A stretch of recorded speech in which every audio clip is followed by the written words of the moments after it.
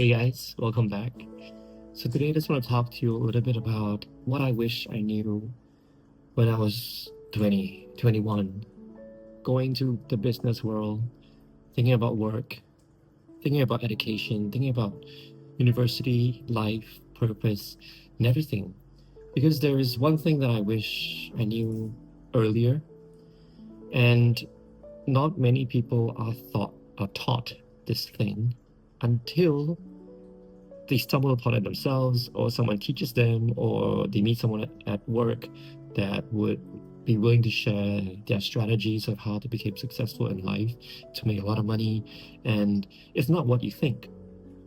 And it's very simple, but I didn't understand this concept, and it kind of set me back many, many years, especially right up to almost 33, 34. I was still chasing this crazy desire that everybody wants to look good. They want to, including me, myself included, everybody wants to look their best, to show the world the best side, to buy the branded stuff that everybody else is buying, to fall into the marketing trap of owning useless junk to me in hindsight, because a lot of the stuff that I bought is now sitting in the cupboard and I'm trying to get rid of it.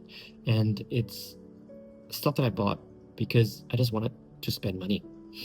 And this concept of spending money has kind of eaten away in my bank account for many years.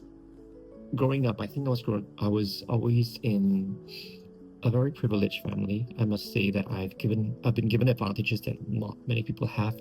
My parents were really good to me. They were really generous with me, and they let me have everything that I want, and I'm always gonna be so grateful for that.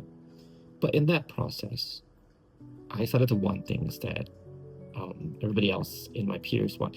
Of course, there are people who are not as, let's say, affluent, who didn't get the stuff that I got.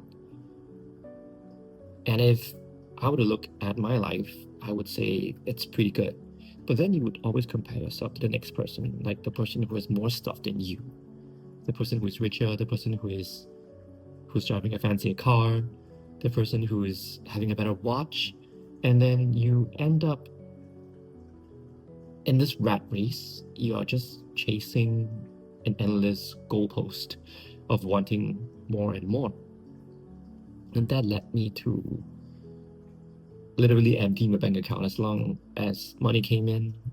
If I don't put it aside, if I don't set it aside for investments, set it aside for, you know, a rainy day, that I would at least spend it all. Like Apple was my number one Achilles heel. I would literally buy everything that they sell, like an iPad, an iPhone, and a MacBook, a studio display, Apple Vision Pro, every freaking thing that they sell. I would buy, and then I realized that, hey, at the end of the month, or after a few months, I'm like, hey, I'm down to my last $1,000, and like, what the hell happened? Like, I thought I had more, and I thought I had more money to last me a few more months, but it's all gone. And then I realized that nobody taught me how to invest and what the value of the dollar today could be worth in 50 years. So many of us want the immediate, instant gratification. We want to get the pleasure, to buy the stuff, and to feel good about it. But many times when I've done that, and I know this, every time I buy something, I'm excited for it. I wait for the day it drops or is delivered. I get it. I am so excited. I open up the product. I play with it. I touch it. I feel it. Talk about Apple products because that's what I buy mostly. And then like 1 month later, I'm like, what's the next thing? When's the next iPhone coming out? When's the next iPad coming out? When's the next camera improvement gonna be? Just keep spending and spending and spending, and it's crazy because like literally I have so many iPhones that I give them away. I mean, yes, someone else benefits from my stuff.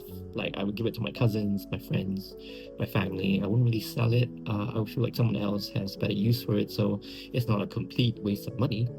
But I am spending my own money to essentially give away. And only after I did my own digging, after I kind of figure out what money is all about, I had to go research them. I had to study money as a frequency, as something that is an asset. Like many people say that even if you make a lot of money, it doesn't mean that you're wealthy.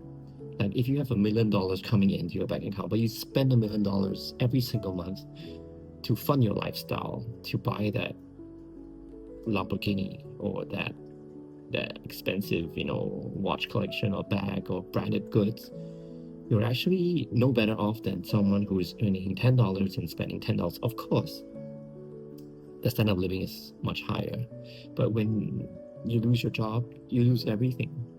And for me, it was on a smaller scale. Of course, I wasn't earning that crazy amounts of money, but every dollar that I earned, I would spend. And it feels like I was never saving up for anything. And then I learned the law of compounding and how people say that it was the eighth wonder of the world. I think Albert Einstein said that. I watched many podcasts and all of them were saying that compounding is the secret to wealth. And I was like, really?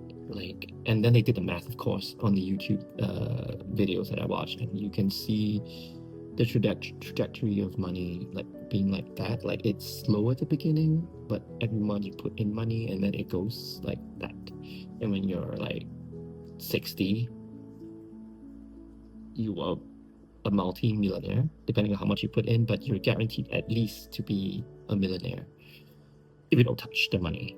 And I was like, oh, $1 I spend right now could be worth $100 in, let's say, 40 years. And it changed my perspective on how I see money. I used to spend $1,000 on an Apple product thinking like, oh, it's $1,000, no big deal. But now when I look at it, I'm like, oh, that is $100,000 that I'm spending of my future. Of course, it's okay to have and want nice things. We don't want to always just think about our future self and deprive our present self. But we've got to find that right balance of actually what's buying the stuff that we really want and really need instead of buying stuff to impress others, because that is a futile game. And every time I try to do that, I feel like, yeah, I'm just performing a show. I am not exactly happy. And I look back on my life and like, yeah, it's not the stuff that I have that makes me who I am.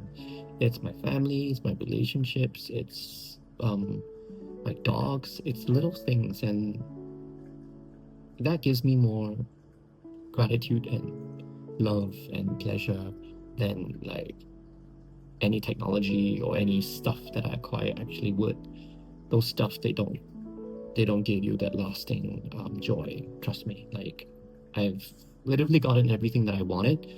There's always things to want, and I felt like I've already gotten everything that I wanted, but I was still not happy, and I kept doing this for like my 20s up to my mid 30s until one day it clicked. I'm like, oh, spend money on things that you enjoy, like food, travel, stuff that gives you meaning and enlightenment. When you travel, you're relaxed and you see life differently, and you come back stronger and you're ready to work. But when you spend on stuff like a bag or a phone, like unless you're using the phone for your work and it's gonna bring you like 10x the value that you bought it for, then yes, buy that thing. But if it is just purely for keeping up with the Joneses, to show that you're the latest iPhone, the latest watch, then don't play that game. It's not going to give you happiness. So if I could go back and tell my younger self, let's say the 20-year-old self, the self that wanted all that stuff, I would tell him, don't get it. I would tell him the value of money, that your saving, investing, and being prudent with your money is going to buy you the freedom that you actually want. What you actually want is freedom. You don't want stuff. You want the time freedom. You want the freedom of choice of doing whatever you want with your day, not having to work for a boss that you hate. You want the freedom of traveling whenever you want, not what your boss tells you how many days you have in a year to travel. That to me is way, way, way, freaking way more important than buying a car and being tied to a job that I hate, that I have to go to work every day to work to keep up with my lifestyle that I don't even enjoy that much anymore because everything becomes a freaking liability. The car will break down, the car costs petrol, the car costs, the car insurance, the scratches and everything. It's the joy that lasts for this much, and then the pain comes after.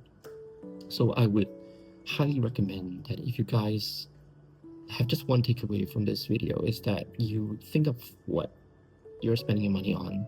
Just take a look at what you're spending your money on and see if you can trim down your lifestyle to the essentials that gives you the most pleasure, like which brings you the most joy for the longest amount of time. Be honest with yourself how long that thing that you would acquire would give you the happiness for, and then prioritize that thing and cut out the rest, because I guarantee you that your future self would be much happier if you had saved that amount of money and invested in the stock market or in REITs and property.